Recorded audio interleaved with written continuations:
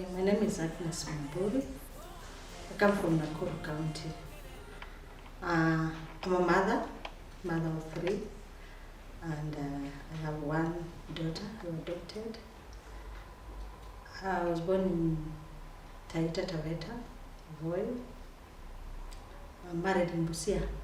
My husband is called Professor Gola. That's my husband. We live in Nakuru. We have settled there. And that is where I would say my second home from Taita Taveta County. In Nakuru, I started my life as a sales lady. I was selling insurance. Born in Taita Taveta district, Mwatate, that time it was a division, now it is a district sub-county, in a village called Mwamburi village. I'm 11th born. We were born 11, so I'm the 11th born. That means I'm the last born in our family. I went to Ser.3 primary school from nursery to class 7. Then I went to Kituri secondary school from Form 1 to Form 4. I joined Mary Girls for a while, but the climate didn't work for me because I came from the semi-arid area. So I went back, I went to Busia Secondary. That's when I completed my A-levels. Then I joined Kenya Poly. I did my diploma in business administration. While I was in college, I got married when I was in second year.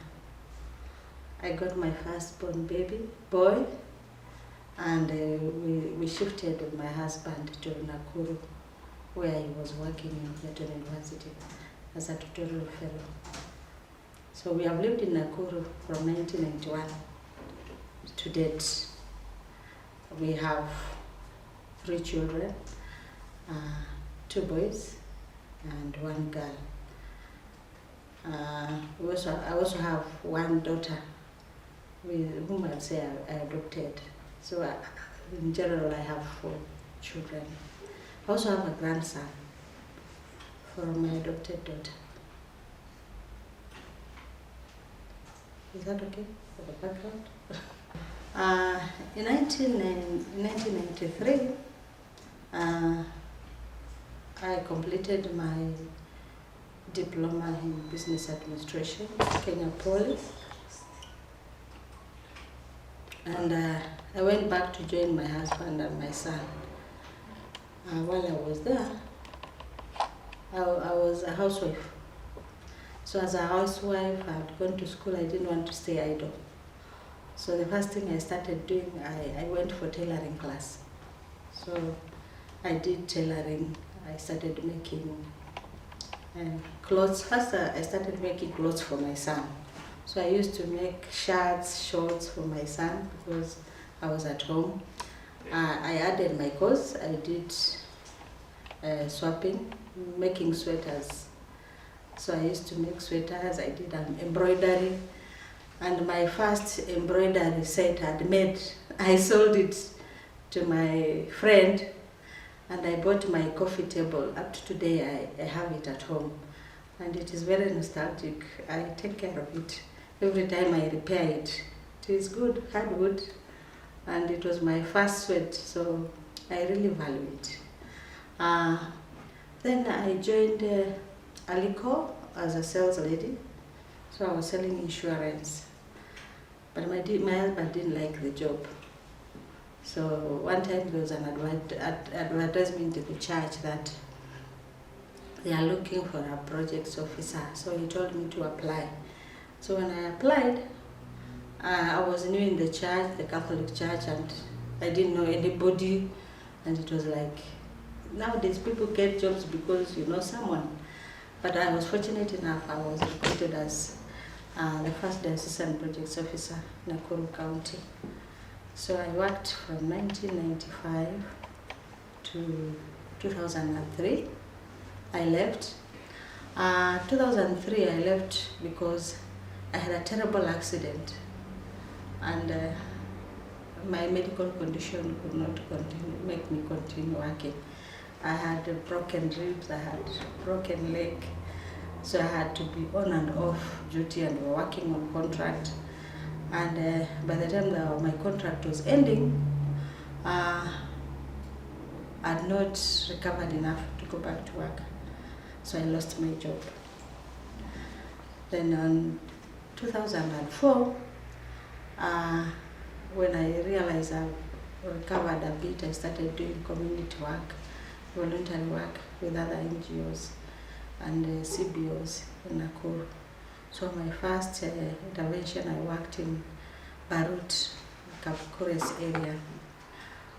In Barut, at first when I went there, what shocked me is I saw young girls with babies and asked, these girls don't go to school. Then I was told, these are people's wives. And it was like, what? I could not imagine in this era that there are young girls who are not going to school. So my friend who had introduced me to the place, he actually told me, Madam, here we have so many problems, girls don't go to school. So I started visiting the girls, visiting the women, and I started visiting women groups, talking to them about the girl child going to school. When I saw the girls, it reminded me when I was in school. When I was in school, during our times, girls used to get married when they were very young. And I remember my time, sometime I told my father, if anyone gets those, they call it ushenga.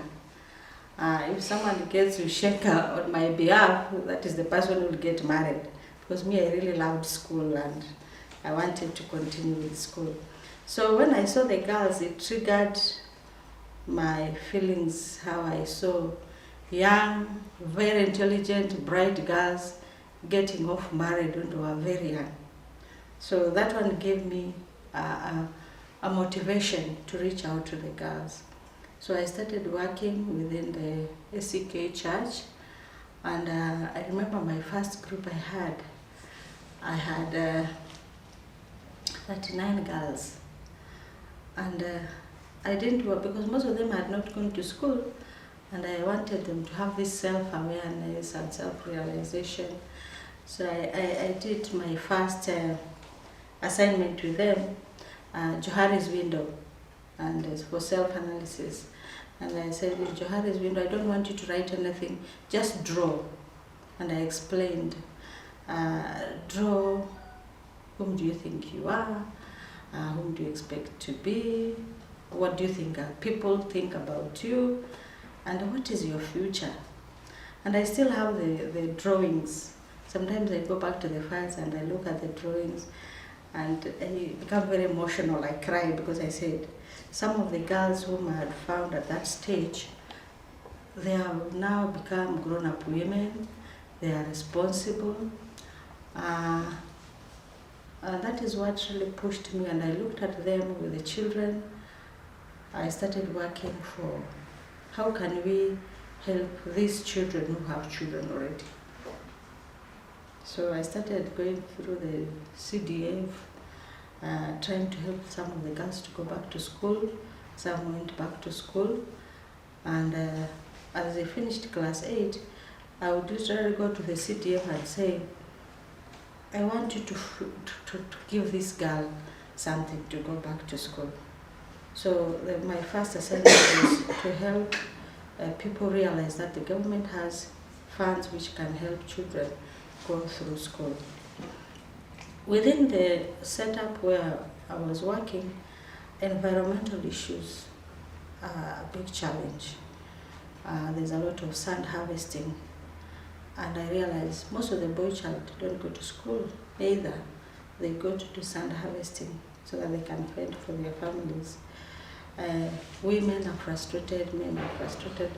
They drink, they sleep on the roads, they sleep on the paths.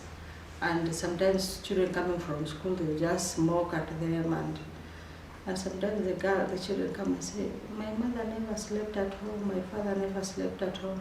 So we literally had families where there's a father and a mother, but the families were being headed by the children.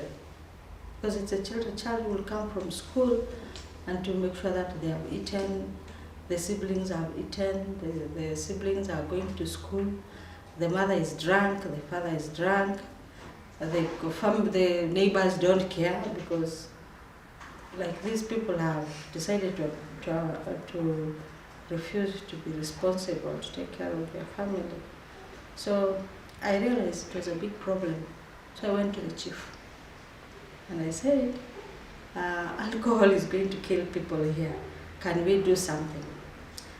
The chief there is a Nubian, and the majority of the community are Kalenjins and Kisis and Kikuyus, and he didn't have that strong will to push some of the agendas, especially the issue of women and girls, because women and girls there were just like properties. So she told me, Madam, pushing the agenda of women and girls here is not easy, because here gender-based violence is like a cup of tea. You hear a man is beating the wife, but the wife can't go anywhere because the man is the one who is fending for the family. So we started working with the chief, and the chief realized that I have good intention, until there's a time when you are given an opportunity through National Legal AIDS and Education Awareness, that is NALEP, through the Office of the Attorney General, to train mediators. And I requested that chief to be trained as a mediator because there were so many conflicts in his area and he needed capacity building. The other issue which really made me work in that area, it is about the violence in Rift Valley. Despite the fact the violence in Rift Valley started in Eldoret, in Nakuru it is like it found a base rock because of the issues of land, issues of culture, issue of resettlements, issue of urban migration. So many people were coming to Nakuru to look for opportunities, job opportunities, and also to look for land to settle. So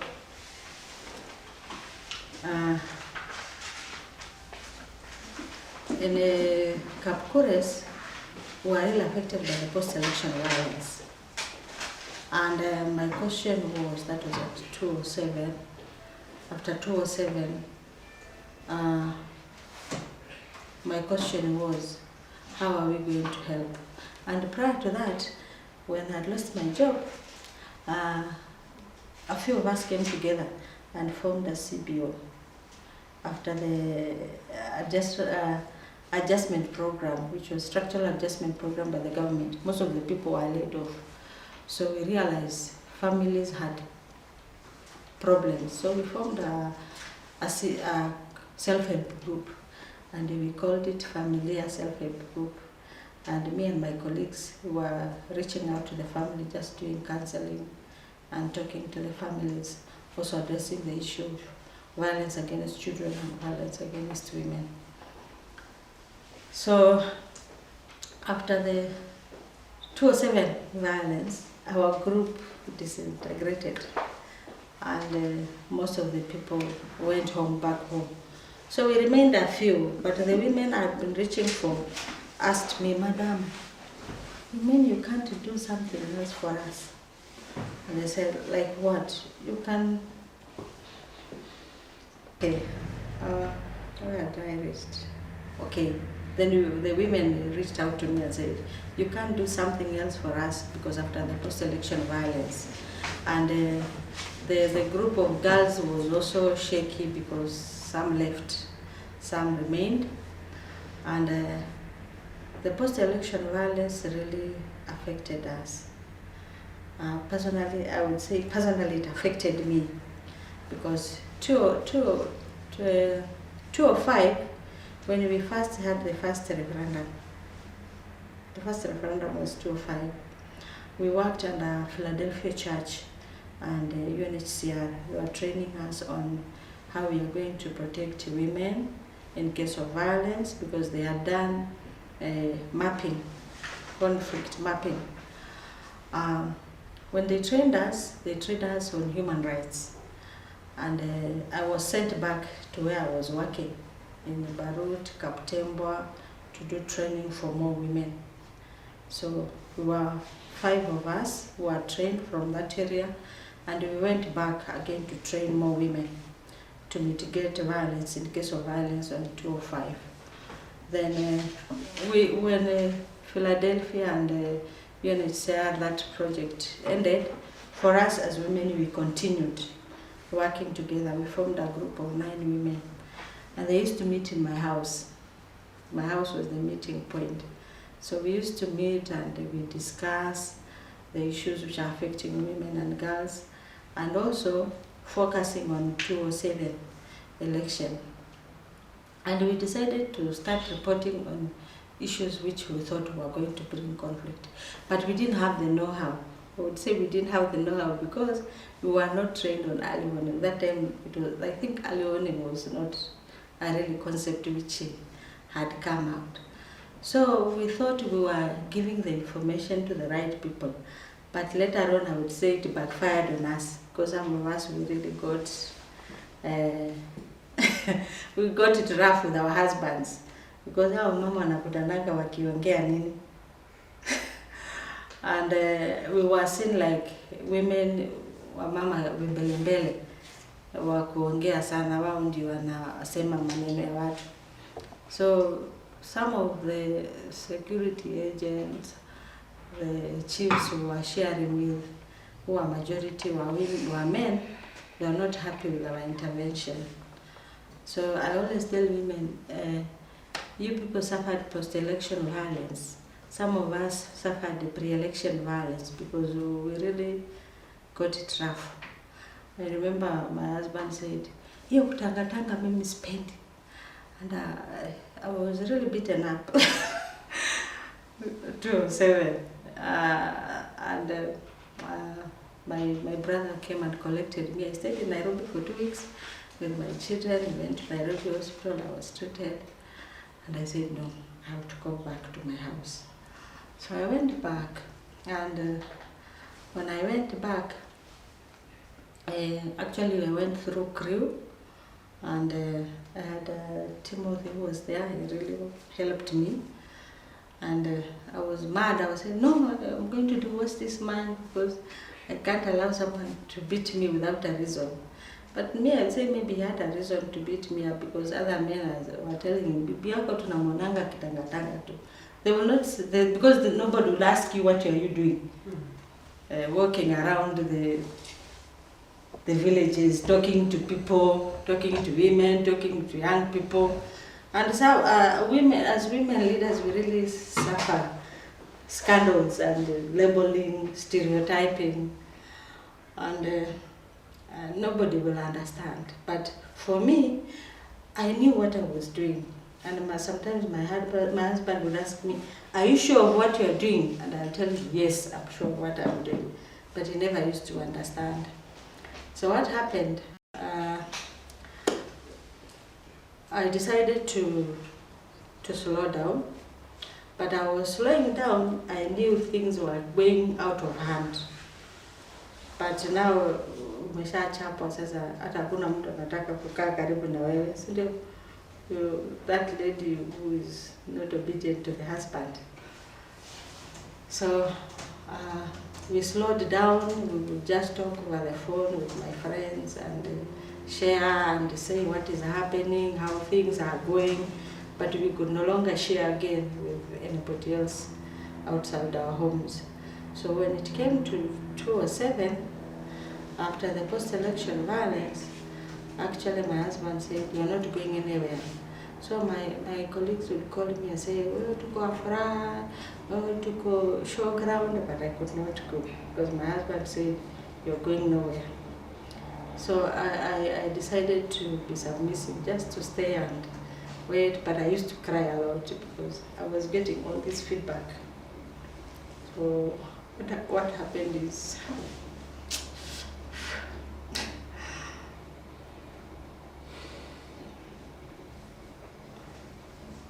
okay, I waited until things cooled down. I went back to my friends again to catch up, and now when I went back to the chief. I explained to the chief why I was out of reach, and the chief said we have a lot of work to do, me and you, because that time the young men were very defiant. Actually, when they were planning, they never involved the elders because they believed the elders had sold their land. The elders were bought. So the young people organized themselves and kept off the elders. So when you would go with the chief to reach out to the community why they were fighting, the young men would say, "Hatutaki wazee waongee." So sometimes the chief would suspend the meetings, and I would stand up because I was working with these young men, and they said, "Madewe sema kitu." So I would talk to the boys and ask them, what happened? Why did you go the other side? And as I was reaching out to the young men to talk to them, now we were working very close with the chief. Or every meeting the chief would call me, we would go. And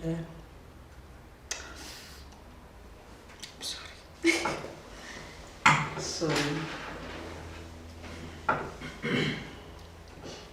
Now I told the chief, because now the young men don't want to talk to the men, we can involve the women. So we started reconstituting the women again so that they can reach out to their sons and talk about it. It took long for people to open up and start talking. And the women were like scared. And some would say, "Ay, madam, yo maneno tusiongee." As in they were withdrawing because it was, I would say it was too much for them. So in 2010, I was reached out to be trained because I still had my group of the girls, and we were continuing to talk and reaching out to the masculine gender, like an outreach. I would train the girls, then would reach out to the boys as an outreach, a way of pouring, so that they can also ask questions to the boys what happened. So okay, maybe to put more emphasis on the post-election violence. I would say most people were affected, are women and children, persons with disability, but mostly I would say the youth were really affected, because as the Kikuyus were organizing themselves, Kalenjins were also organizing themselves. And sometimes people just spread rumor. Mungiki wanakuja upande hii. And so it triggers the Kalenjin to organize themselves. So I remember at one point, young men from Kikuyu community, Mungiki, came up to Kaptemba, because now they were evicting also other tribes apart from Kalenjins, because when this violence was being organized, most of the Kalenjins removed their families. They took their families to Baringo, Kericho, Bomet, and the only people who were caught into this were Kisis, Luyas, Luos, and other tribes. Kalenjins would organize themselves just to come to attack. But as they were attacking, the people who suffered most are the minority tribes. So Kikuyu, at one time, the Kalenjins organized themselves, and this thing was both civilians and the security agents were in it. Actually, the security agents were divided. We had Kalenjins supporting the Kalenjins and Kikuyus supporting the Kikuyus. So they organized a helicopter, and these young Kikuyus had come to Kaptemba to attack the other tribes. So what happened is they were all killed. And most of the people who were killed, I hope this one will not make me cut my throat. Most of the young people who were killed, actually there was no accountability. They were being thrown to the sewage. There's a sewage in Kaptemba. So most of them were not found. So the killing would happen at night, but in the morning you'd find no bodies. That's when accountability was very low. Some of the Luya, Kisi men who were removed from their houses were killed. The families never saw them. They were actually thrown to the sewage. So the sewage really ate very many people. And in the morning you'd wake up and these big trucks from the army just sweeping the roads, flushing out the blood. So I was house arrest. So my friends would call me and tell me what is happening. And that one was really eating me up because I could not go out and help. So most of the children were really affected and traumatized by this because they saw their parents, their fathers being killed. Some of the women were raped when the children were just seeing. Some of the boys were told to rape their mothers and their sisters.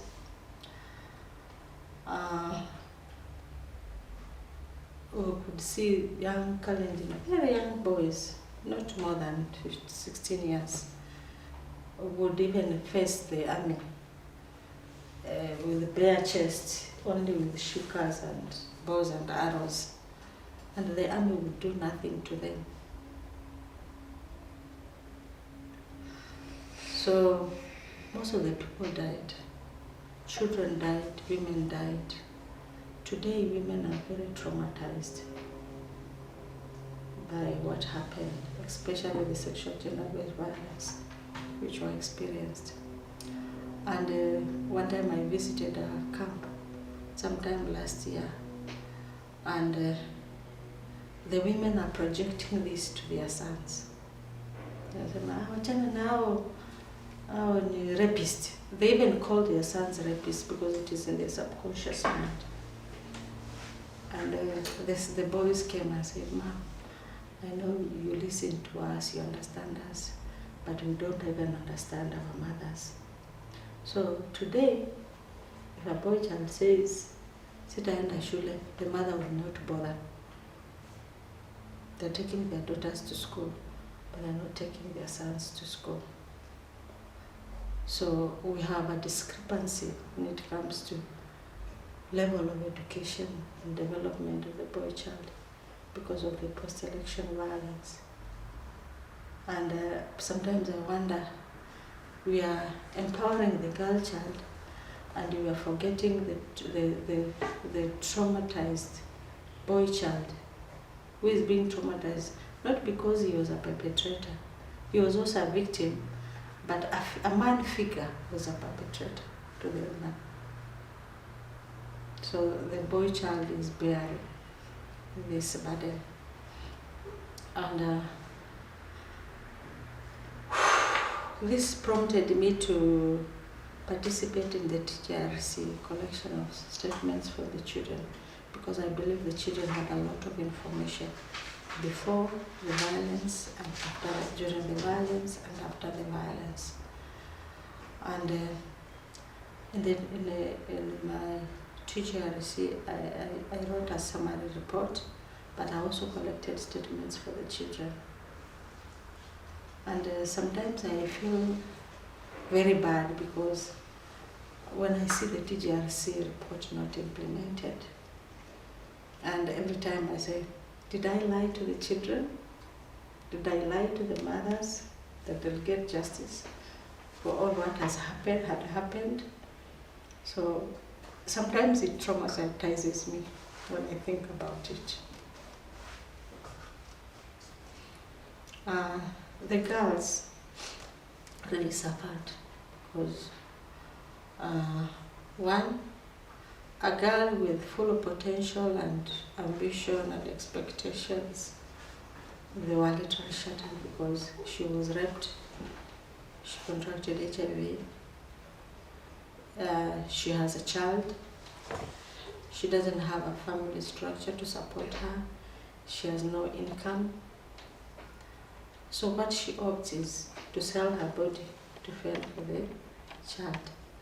And it is very unfortunate. The father figure which is supposed to support these girls are the ones who misuse them.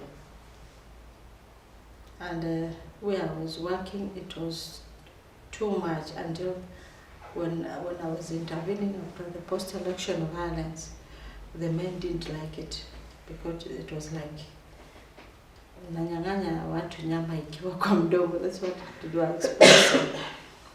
Because these girls were vulnerable and they were there for older men, not for the young men. So in Nakuru, actually, the violence didn't start in Nakuru. It started in Eldoret. And when people saw people coming from Eldoret, and they reached out in the matatu stage with bloody clothes, shattered, and they say, hey, uko wanatua.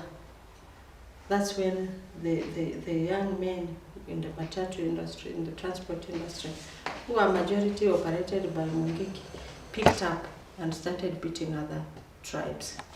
So actually violence started in Eldoret, but Nakuru was reciprocating. And especially when they saw people being brought by lorries and buses being dropped at a showground, it triggered more anger in the young men. And now they started looking for the Kalenjins. And when they could not get the Kalenjins, because the Kalenjins had already retracted, preparing for themselves, the innocent minority tribes got into a mixed. And that's why only Kikuyus were put in showground and the other tribes were put in Afra, because they were felt like, why are we being attacked and sisi hatujakosana na mtu. Most of the people who are living in Nakuru East, now it is a constituency, moved to Nakuru West and Menengai Ward and Biashara Ward in Nakuru West. And the balkanization is still there to date, especially when it is during the elections, you see people moving. I've tried to, we had a security meeting with the deputy county commissioners and asking the deputy county commissioner in Nakuru East, can you mitigate the self-displacement? And he told me it was very difficult because mtu anakuambia mimi nahama nimepata nyumba ingine unanizuia kwa nini?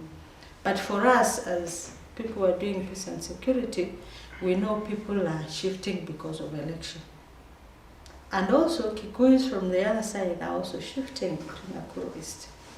Because as more they see other tribes coming to Nakuru West and Rongai, and they are also getting jittery and shifting back to Nakuru West, Nakuru East. So this trend from 2007, the trend of self-displacement has not stopped. Because most of the Lugos and lawyers' kisses who are in Nakuru East. Actually, they got their houses burnt. So they shifted. So anybody who wants to buy land, it is like, I want to buy land in Nakuru. Where do you want to buy land? If you are in Nakuru East, you are in the wrong place. Please come to Nakuru West. So we have seen Nakuru shifting to Ngata, to Salga, to Rongai, those sides. And also Kikuyus are also building towards Nakuru East, Barut, to Gilgil. So I would say Nakuru Central Business District is divided, and is divided on ethnic grounds from that time. After the groups we had formed in 2005, I would say I'm still in touch with the women because they are women leaders in the ground. After the post-election violence, we have still been keeping in touch and reaching out. So in 2010, I got a sponsorship to be trained on forgiveness and reconciliation by Familia International. And it is out of what I was doing with the girls, someone got interested. Dr. Esther Keno, I call her my big sister, mentioned my name. And I received a call, and I said, that lady is doing something good on the ground, maybe you should reach out to her. So I was interviewed, and I was trained for 1.5 years on forgiveness and reconciliation. While during the training, I went back to my girls and women, and I selected 15 girls, 2 of them were women, and I trained them on forgiveness and reconciliation, and they became my TOTs on the ground. After training them, reaching out to the community, we did outreach, reaching out to the masculine gender. And when we were reaching out to the boys, it was like the boys would ask, have you forgiven us? And the girls would, it was an interaction to enhance the coexistence between the youth, the male youth and the female youth. And from there we had a media program where the girls were able to share what they had done and how they feel after going through that process. It was a process I took them for 6 months and once per week. And they were able to articulate the issues, and also they were able to say how much they have hurt. There's one girl who was really hurt by the clashes from 1998, and she had a big grudge against Kalenjin men. And the father had told her, never dare to marry a Kalenjin, because that will be the end of her and the father. And she was the only girl and very close to the father. So it used to disturb her. So when I took her through the process of forgiveness, she was able to reach out to the father and resolve the issue. The mother was a teacher, so most of the things during the clashes were stolen, and when she was in school, she would see someone taking tea with her cup, and she would start fighting, and the mother was the head teacher, until she had to be transferred from the school where the mother was teaching because she had become violent. But after the forgiveness process, she came out of it. We had a girl who had finished Form 4, was a Kalenjin, and because of culture, the uncles wanted her to get married. So she didn't go to college, she was just staying at home. And when we were doing forgiveness and reconciliation, we also do home visits. I visited the family, we talked to the mother and to the father. To date, we are very good friends with the mother. The girl had courage to face the father, to talk to the father and tell her, I want to continue with my studies. So what I did is, I didn't want them to struggle because they would feel we have gone through this course and we are not benefiting. I reached out to, because she said, I want to do catering. Two of the girls actually did catering. So I took them to Nakuru Lodge, where they have a training center in collaboration with Vid.13. And the girls went through the course. And today they are happy because they are working and they are moving on in their lives. Some of them, it was because of the post-election violence, they got babies.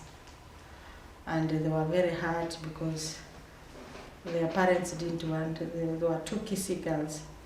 Their parents didn't want them to get married to those Kalenjin boys. So with forgiveness and reconciliation, they were able to forgive themselves because they were harboring a lot of bitterness, and they were also able to forgive the boys, and they moved on with their lives. So those are some of the achievements. Like the girl who was affected by the clashes, she was able to go back to college and do her tailoring course. Today she has her own salon. She's running her own salon. So I would say I have achieved something when it comes to that. So when I continue with forgiveness and reconciliation, doing what I was doing, outreach to the masculine gender with the girls, I was also reaching out to the women. So we're working very close with the chief because we could not do this outreach without the chief's permission. So, and the chief was very happy because the boys were now able to open up and speak freely what happened in 2007. While I was doing that, I received a call. I just used to receive calls. I received a call and I was told there's a meeting in Cool Rivers and someone is waiting for you. I said, but nobody knows me. And when I went there, they said, oh, we are a group from Peacenet Kenya. We have come from Nairobi. We want to reconstitute our regional team. And I said, but why did you call me? Because even me, I don't know that Peacenet ever existed. And we were given 10 minutes for everybody to say what they are doing in the community. So I explained the project I'm doing with the girls and reaching out to them, to the boys. And after that, the CEO then, it was called who? Nguli. I saw him once, from that day I've never seen him again. He said, I want that lady. And it was like I was confused because I didn't know what to do. Why does he want me to be in the region? And I'm new, I'm the minority, nobody knows me. And he said, we want you to be the alternate coordinator for Central Rift. And I thought this was a huge responsibility. But I told myself, Agnes, you asked this from God. Because 1992, when I had my firstborn child, there was clashes. And not really clashes, but during the election period, people ran away. The doctors had gone away, and my son became sick, 3 months old. And I found myself in PGH, Provincial General Hospital.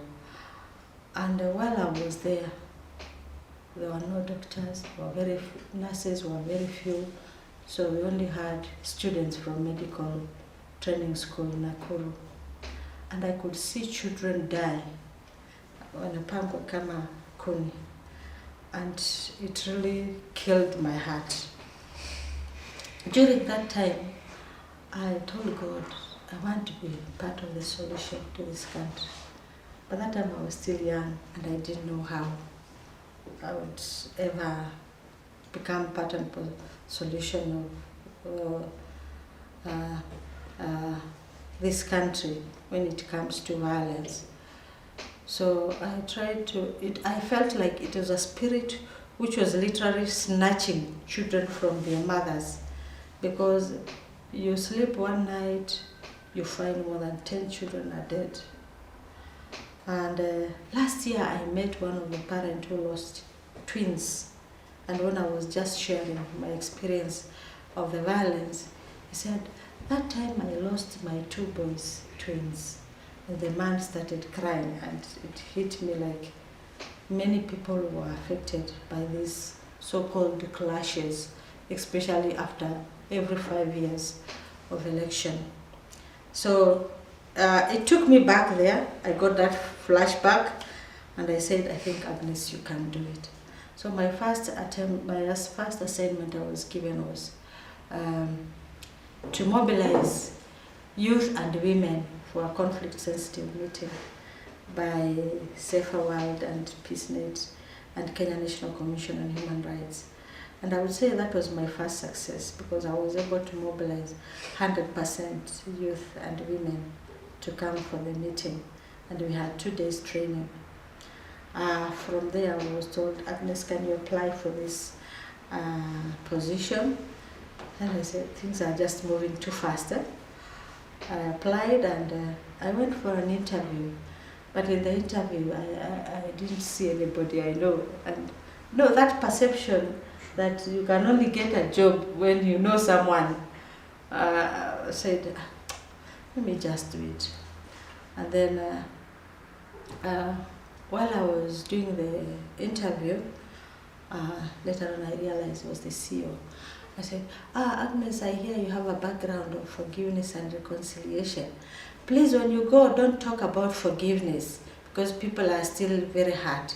And I said, forgiveness and reconciliation is the only background I have on peace building and conflict resolution. And it was like, what am I going to do? I said, yes, sir. But when I went back, I said, it is not a must that I use the word forgiveness. I use the exercises which we have been given, or we have been trained on forgiveness and reconciliation. And that is what I used. So most of the time I would go for meetings and I would pick one of the topics and just explain, excluding the word forgiveness, because I was cautioned. I would explain, and you'd see people opening up to speak what has been in their hearts. And I said, forgiveness and reconciliation is a tool for peace building, because it touches you as a person, not everybody. So I'm talking to a person within a group, and the people would come out, and everybody wants to speak about their experience of violence and how they would want to come out, because it was like people were caged in a cage of anger, bitterness, hatred, and people are struggling to come out of that. And I realized forgiveness really gives us people an opportunity to come out from their prison. It is a self-made prison. Nobody has prisoned you, but it's a self-made prison. But I thank God, because Peacenet and Safer World really trained me well on conflict-sensitive approach in peace building. They trained me on early warning, early response, and currently I'm training women and girls in Nakuru. On Thursday and Friday I'll be in Kisumu training women. And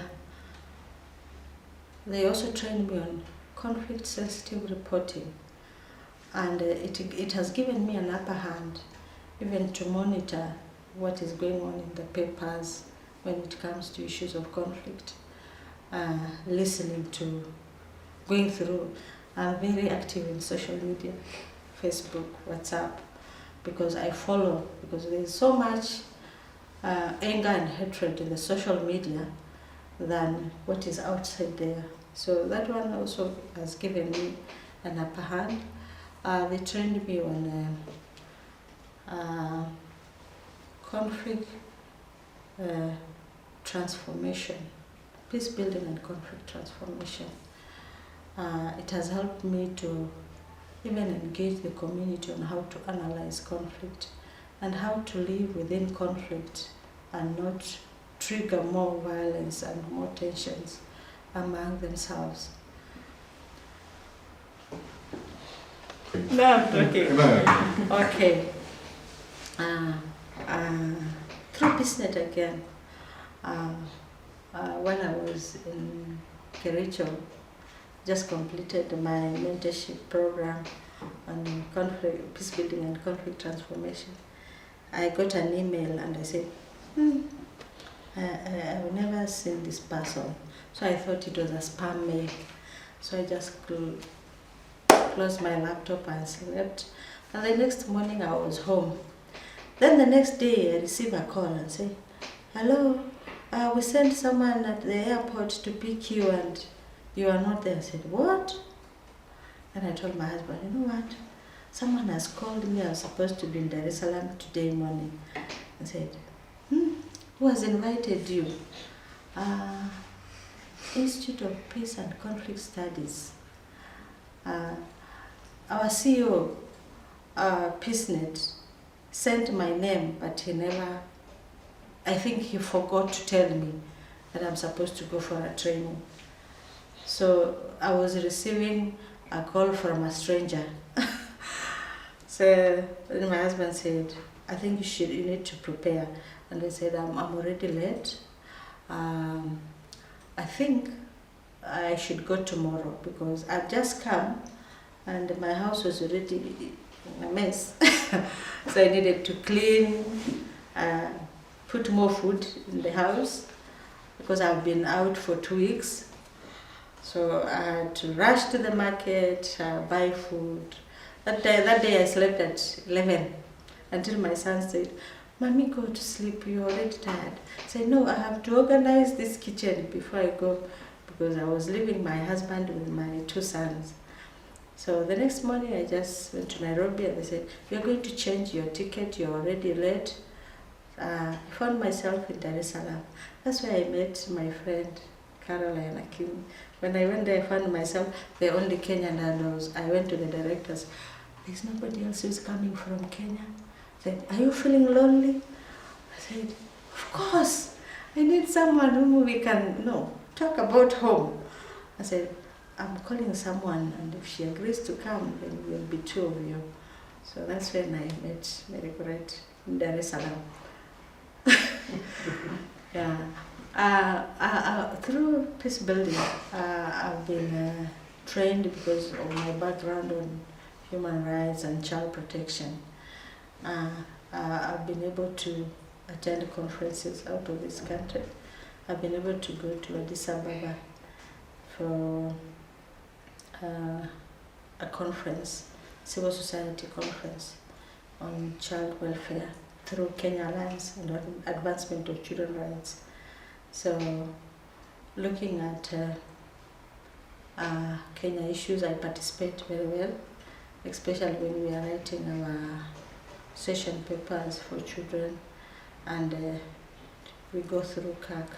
So I write a lot because of what I see, and through CAC we were able to come up with Nakuru County Child Rights Network, where we meet as civil society discussing the issues of children. So we meet once per month, and this came up as the effect of the post-election violence, and we said children were really affected, so how can we reach children for psychosocial support?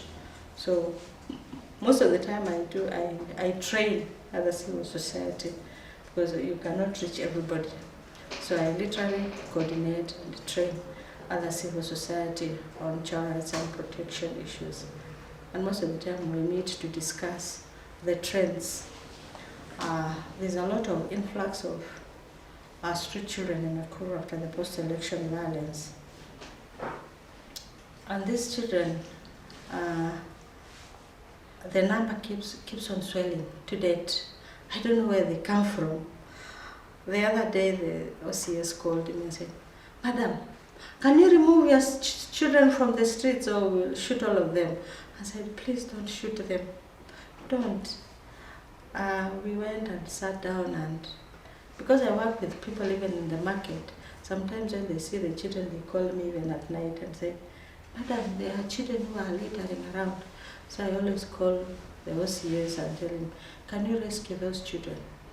the biggest challenge we have had with the government institution, especially the police, I don't know whether there's a way they keep inventory on the resources the civil society pump into structures.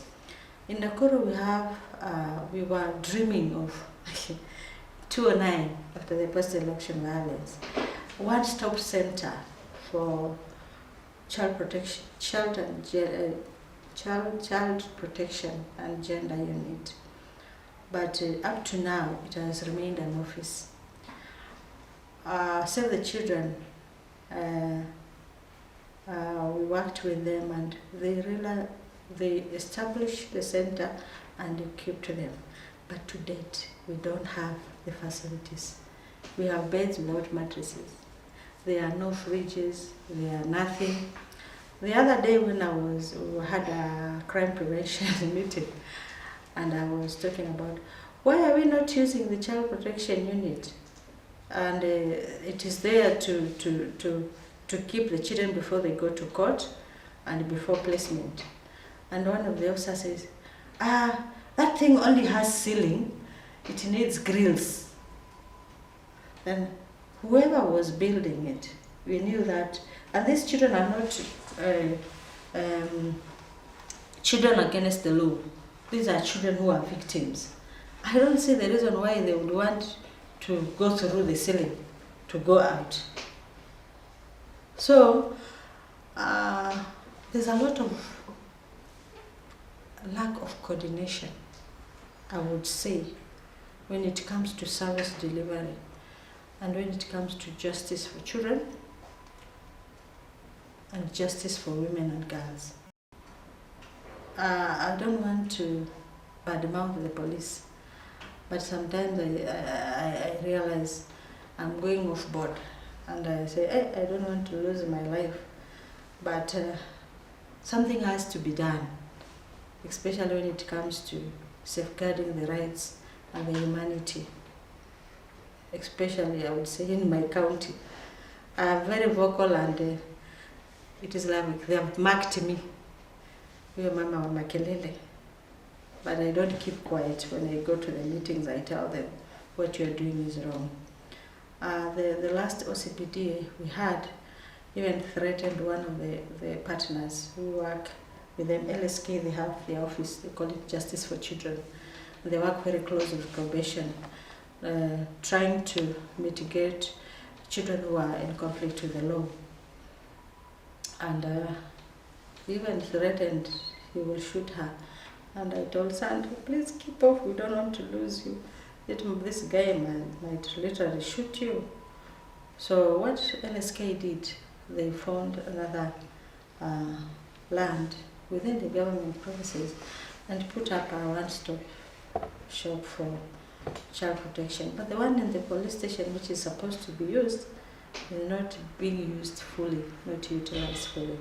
At a time we went and we found one of the hostels for the boys was actually full of guns. I said, is this a place to put guns or to keep the children here while they're waiting to go to court? So I would say that discord, lack of coordination, really need to be addressed. Post-election violence, the way it affected women. Today, women are still hurt. They are traumatized. And unfortunately to say that in Nakuru we built so many houses because there was a lot of resettlement schemes in the Nakuru County. But we never built the hearts of the people. The hearts are already shattered. People are still traumatized. And I always ask, why did we build so many houses? And people cannot live together. Those houses are empty because people don't feel safe. If only we can have a program where we do a lot of trauma healing and help people to reconcile within themselves and to be able to reach out. That one would be a plus for us. I put up a motivation letter why I push for implementation of TJRC report. And my complaint is the word justice was not defined in that commission, and that is what has brought us problems. If they had only addressed the justice, because people wanted to address the rights, truth, and the justice, and the aspect of reconciliation. Actually, the pillars of reconciliation, the 4 pillars of reconciliation, were left out hanging. That is truth, justice, mercy. They are normally for the rights, the truth, the rights, justice, and peace, and mercy. So the aspect of mercy and justice should be defined well within the TJRC. The other day, last week, Thursday, we had a meeting of peace sector reflection, and the issue of TJRC came up again, and we were asking ourselves, NCIC, we see NCIC looking everything in the on the issues of justice, like going to court, no, the law. What about the restorative justice? Where are the peace builders coming in NCIC to ensure that there's a restorative justice, to have reconciliation and coexistence, harmonious coexistence among Kenyans, because of the issues which were actually articulated in that report? And if people don't want to go the legal way, the cohesive way should be a way out for Kenyans, because Kenyans are still hurt. To be honest, I want to talk about elections because that's where we are going to. 2013, I implemented, I coordinated a program towards peaceful and secure election 2013, funded by DFID through Safer World and Peacenet, and I was coordinating for Peacenet as field officer. During that time, people were scared of ICC, and we had a lot of measures put in place. We had early warning put in place. We trained monitors. Personally, I trained monitors through the concept of do no harm and local capacity international. So I worked very close with Millie Otieno and Jacqueline Jacinta Makona. I requested them, you need to come down and help me. And while we were doing do no harm, we did do no harm for youth, do no harm for peace monitors, and do no harm for journalists. In these 3 groups, we focus on the 3 groups because we knew journalists, through media, they can escalate violence. Youth can be used to participate, and peace monitors, we actually elected the elders through the District Security Intelligence Committee, and we focused on 3 sub-counties. And apparently, people would fear to go to Rongai to work, because Rongai, that's where the muscles are, the Nakuru, and our former president lived there. So people feared Rongai. When we focused on Rongai, I requested through the county commissioner to have the people who are going to be trained as peace monitors and mediators on the ground to be elected through the District Security Intelligence Committee, so that they can work very closely with the DC. When they were trained, majority of them had come from the district peace committees, so they were representing their areas. Rongai had always been a trigger for violence in this country. Molo, Kuresoi will get spillovers, and when they get spillovers, it escalates on their side more than Rongai, because it's like Rongai has shared. Rongai is the most cosmopolitan sub-county in Nakuru County. All the tribes are there. And the land issues, because of the sisal plantations, because there are so many foreigners there who have big chunk of land. So conflicts there is the real thing. We also have Naivasha. Naivasha always gets spillover of Nakuru town, the central business district, because of the highway. And they always react on what happens in Nakuru town. Nakuru town always reacts. Actually, Rongai triggers, goes to Molo, Kuresoi, comes back to Nakuru town and spills over to other sub-counties. So with these peace monitors, we kept vigil to focus on the conflicts, the triggers of the violence on the ground. The project went on well, and after 2007 there was a framework which was created by UNHCR and Kenya National Commission on Human Rights, Nakuru Protection Working Group. We used that platform to look into 3 issues: child protection, sexual gender-based violence, and peace building and psychosocial support. So for us, I would say I was all around, because I was in GBV, child protection, and we came up with peace building and psychosocial support, which actually focused more on the IDPs and issues which are affecting the IDPs. At the national level, we had advocacy cluster, and I was representing the civil society at the national level, Nairobi National Protection Working Group. So most of the advocacy issues we did as peace builders on the ground actually went through the advocacy at the national level, because I was representing them, so I pushed the agendas, and the agendas would go to the Parliamentary Select Committee.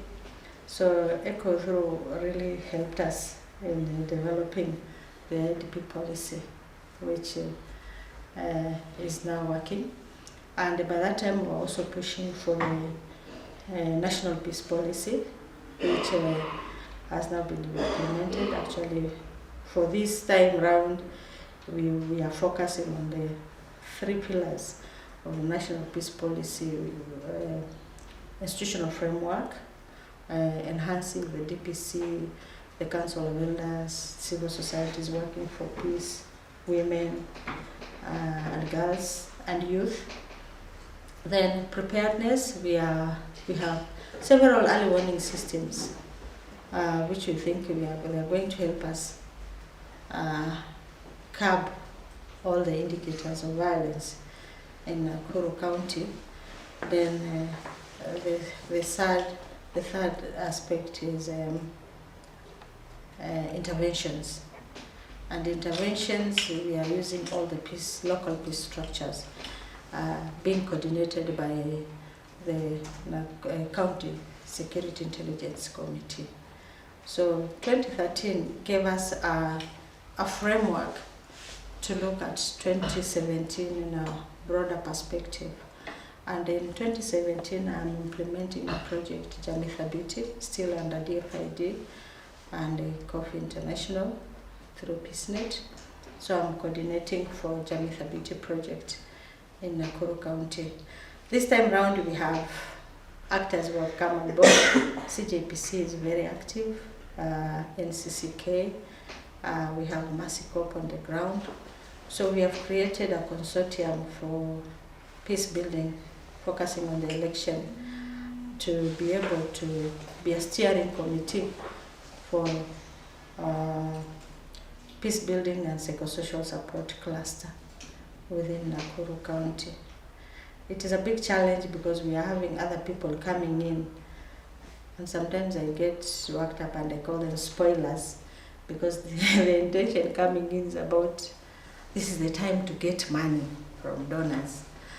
So some of us, we have been there following up the peace issues, even after the 2013 was not easy, because we had Sabasaba coming in, we had issues of there was peaceful election, lakini bado tunataka mashamba yetu. So we would get issues coming from the local grassroots, addressing the issues of foreigners having chunk of lands and how they can push them out. So some of the challenges are really tensed. To an extent, you don't know where to report and whom to tell. We also had the issue of KDF factor, the Al-Shabaab, which has been really a thorn in the flesh for us in Nakuru, because silently we had young people from Nakuru being recruited to Al-Shabaab, and by the time we knew, it is like things were getting out of hand. 2015, 2015, yeah, my mother was sick, so I had gone home to take care of my mother, although later when she died. When I came back, some of the youth came and said, "Ma'am, we know you have been away, we are sorry, you lost your mother, but we have a big problem. We are getting finished. Some of us are being recruited to Al-Shabaab." And to me it was a big responsibility. Al-Shabaab is not a small thing. And I told them, "Do you have evidence?" "Yes, we have evidence." But I want tangible evidence, don't just tell me stories. And they said, "We are telling you because we are assured of our safety, we can't tell anybody." So they gave me all the facts and the information, and I told them, give me the person, the contacts, and where they meet, and who is leading them. So I had that information.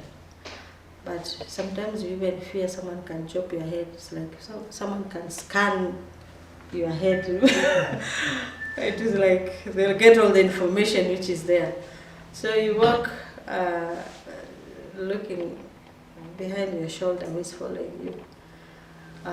Issues of peace and security, they are very delicate in this country, because the people you think are actually the custodian of peace and security turns up to be the perpetrators. So as in the civil society, and being a woman, they can even go to your husband and tell your husband, and be a mama, achane na hii maneno. And you know that one can also bring conflict within your family. But I would say that is the past, because today my husband really supports me in what I do. My family really supports me what I do. There's a last time my son said, "Mami, achana na hii kazi.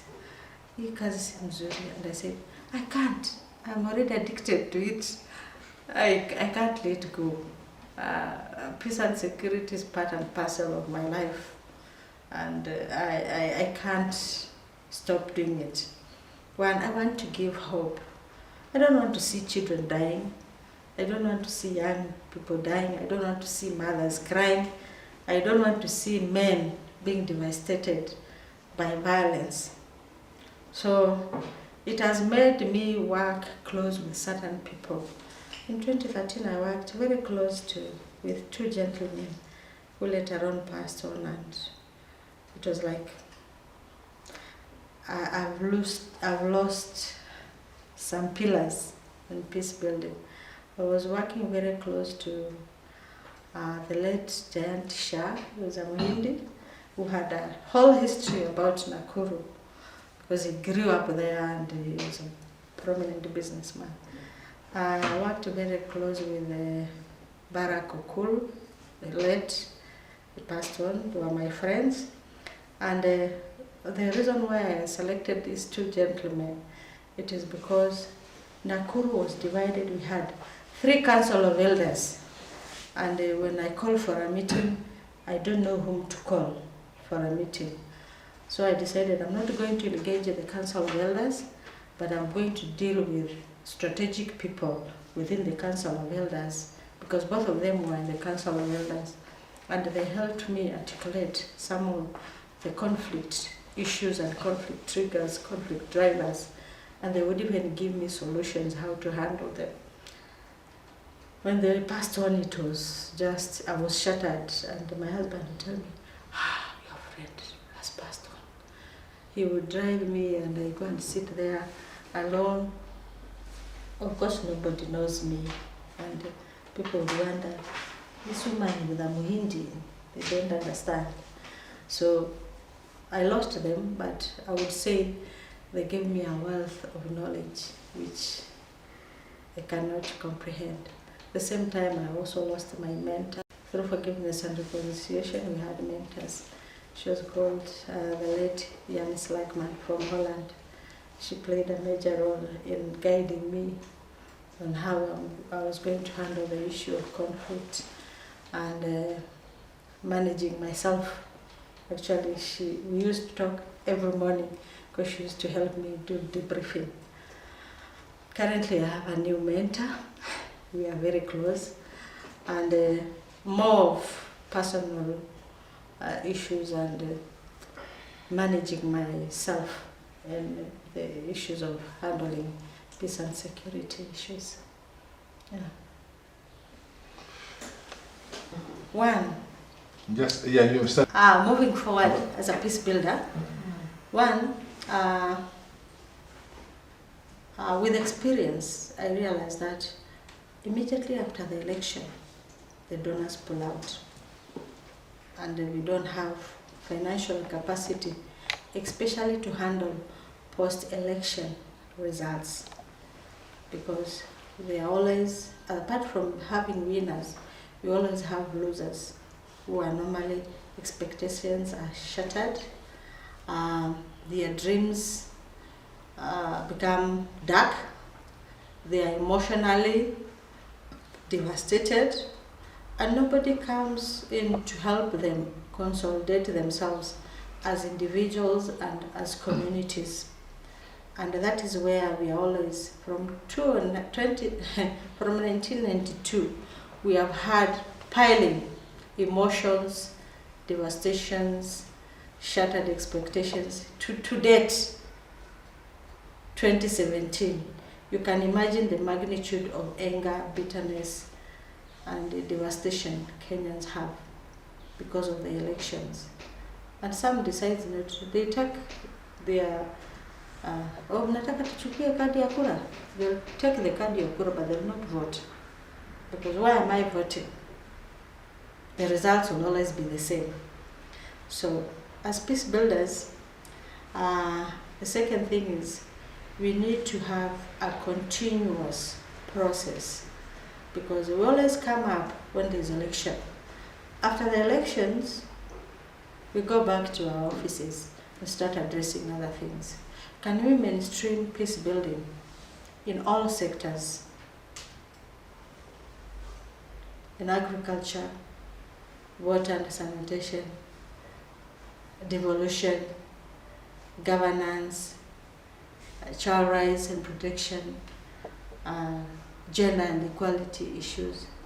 And I think violence starts at home, in the households. So we should not look at peace in terms of election. We should look at peace as a way of life, so that people can start inculcating the culture of peace within themselves, so that they can be able to reach out to the others. Number 3, the government structures also need to appreciate peace building as a component, so that they can be accountable and transparent. When you love yourself, when you're peaceful within yourself, you'd want others to be peaceful. And peace building is about relationships. So you'd want to enhance relationships which work for the better of everyone of us. Our new constitution, number 4, we have bills of rights, but we don't have bills of obligation and responsibility. That's why people say, our rights. You have rights without responsibility. So rights should go hand in hand with the responsibilities and obligations, that this is my right, but this is my obligation, and this is my responsibility. And I think with the sustainable goals, development goals, I was looking, the goal number 16 should help us revise our constitution, especially on the Bill of Rights. And I would say the religious institutions should pick it up as a strategic issues for them to address that aspect, so that it can encompass the aspect of humanity within our constitution.